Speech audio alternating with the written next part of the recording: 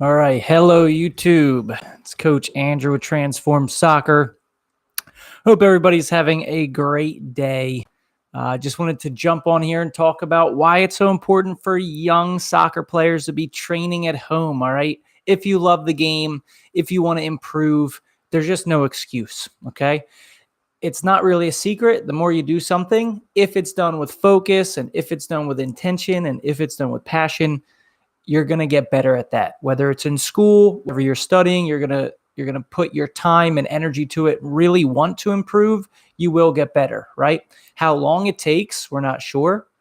What exactly that improvement looks like, we're not sure, all right? But it's key that if you really want to be better and if you want to improve, there's just no excuse for putting in the time, putting in the effort on your own, right? I can think about for myself, not only soccer, but other things I've loved, the things I've spent more time doing and had a passion for, I got better at, right? I learned more about. And it's the time piece is important because, of course, we could say, all right, well, coach, I've been practicing 20 minutes or 30 minutes a day in the yard. That's definitely going to make an improvement, right? Or even in my basement or in a hallway if I'm able to do that at home, right? So there's so many different ways and places we can do that.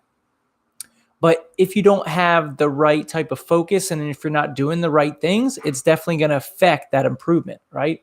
So if you're just doing the same thing, a simple putting your foot on the ball for 20 minutes a day in the same movement, you're not moving into space at all, you're not changing the area that you're in, that's going to make you good at that one thing, okay? But when you try to go beyond that, when you're trying things in practices and games, you're not going to see the growth. Okay. So I would recommend going on YouTube. There's so many great options out there of things to find. It could be tough to find things for your level or that really speaks to you, but you just got to put some time into that. Don't overcomplicate it. Pick something that you can do, like a 5-minute video, a 10-minute video.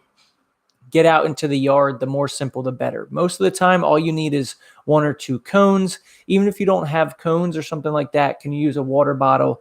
Could you use a shoe? Could you roll up some socks and use that? Even another ball. Okay, anything that isn't going to break, isn't going to be something you could slip on or anything like that can work. And once you've got that plan, then it's time to just put that energy in, right? Because that's what's going to ultimately make those skills. Yes, we start slow. Yes, we start small with things that we're not as used to. Okay, things that we're not as good at, and that's part of learning. Is you have to go slower, and that's natural. And then once you get a basic hang of it, right? Once you get a little bit of a feeling for it, then we've got to add some speed. We've got to add some difficulty, some challenge, right? So trying to do things quicker. Can you set a timer and test yourself? See how quickly you can do this skill, right? See how quickly, how many times in 30 seconds you can do that move, okay? And do that a couple times to see if you're getting better. Were you lucky on one, but what's your average, right? What's more consistent? I would recommend, the key for you as a player is you just really need a ball and yourself, okay? If we want to work on passing, then we should have something that we can kick the ball against to rebound. That could be a little tougher to find. Maybe you've got a wall near school or something, or near a basketball court that you can kick against. For a goal, for shooting, you don't necessarily need a lot of space. Some players think they need a huge open area like a field. Of course, that feels more game-like, but you can improve your form, you can improve your technique in a small area. Okay, and it's just a matter of practicing that movement over and over. But I think that we can get distracted and we can get a little bit discouraged or disappointed by thinking, all right, I don't have a lot of space. I don't have a wall to pass against. Or you see some people on Instagram and YouTube and TikTok, they have these little rebounding boards you can pass a ball against. It's a couple $100. Like, you don't need those things. All you need is that passion and that desire, and just get a ball and go out and get your touches, okay? And once something gets easy or when it's getting boring, change it, right? Try to make it a little bit faster. Of course, a system is important, and that's why we have coaches, and your coaches have a plan to a session. And I would say that is important. Try to make a plan, have a goal of what you want to get better at. But if you're just struggling in the first place, if it doesn't seem possible to practice at home, if it seems like you just don't know what to do, take advantage of what you do have, right? Look around what you do have. As long as you got a ball, that's all you need, right? That's an amazing thing about soccer. This beautiful game of football is like around the world. One reason it's so popular is because it's simple. All you need is something round, right? All you need is the ball. Even if you just have a tennis ball or something or a basketball, obviously it's not perfect, but just start there, right? And I think the key is just starting and using that passion and just getting going without being too judgmental, without worrying too much, like how much you've improved. Because if you just put your head down and you set a goal to practice 10 minutes a day, or I really like, even though it's tough to count, just simple touches, right? I'm going to get 100 touches today, right? It doesn't take long to get 100 touches on the ball. That can add up over time. And what happens is you might start to actually fool yourself. You start with just 100 touches, and then you try a new skill that's really exciting, and it really inspires you and motivates you. And then 20 minutes later, you're on the thousands of touches. You didn't even realize it, right? But it's key, even if you're not really feeling like you want to train that day, you're not sure what to do, just get a ball, get those touches on the ball, and try to mix it up and be creative.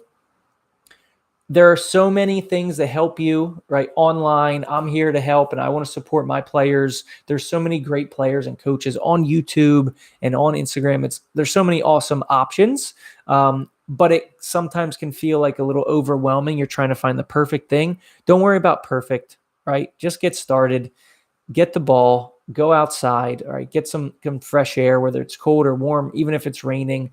We play in the rain, right? It happens. So get outside, just get your touches on the ball, focus on keeping the ball close, all right?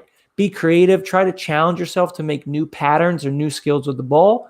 And then once that gets too easy and too boring, try to make it faster, right? Try to make it harder. You can drive a lot of your own learning as a player. I know I did that a lot when I was growing up. I would just play in the yard and I have my imaginary defender against me, or I'd be somewhere in the basement or even my room or something. Just imagine that player there and just start, right? And just try to carry that love for the game into just getting touches at home. And that's going to add up. And then after a while, of course, you can try to have a more specific plan or something like that. Like great change, great improvement happens with a plan, with a goal, with a vision for what you want to do and who you want to be as a player.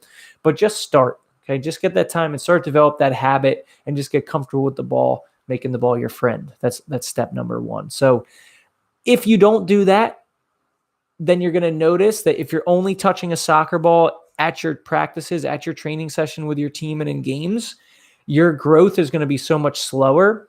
If you're training at home and getting those touches, you're going to see so much more growth and improvement because you're getting hundreds, thousands, multiple thousands, tens of thousands more touches than your teammates, than the opponent, than the competition over those months and over the course of the year.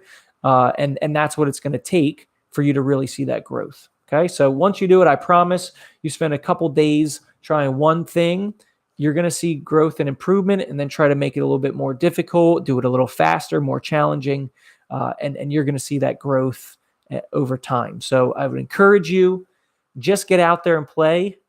If you do have a goal, a specific goal in mind of a certain skill or something like that, or a move that you want to know, there's tons of resources online for that, but just get out there and play. All right. There's no replacement, no excuse for that. You can't just think your way to become a better soccer player. It requires our body and muscle memory and using the body to do what the mind wants it to do. So just get out there, enjoy it, love the game, and play as much as you can. Thank you so much, everybody, for dropping in. Can't wait to do more of these lives, and let me know, shoot me a message, anything you'd want to learn about or hear about. I'm here to try and help soccer players like I was once, way back in the day. I'm here to help players who love the game and want to improve. So please let me know. Have a great rest of your day, YouTube. Peace.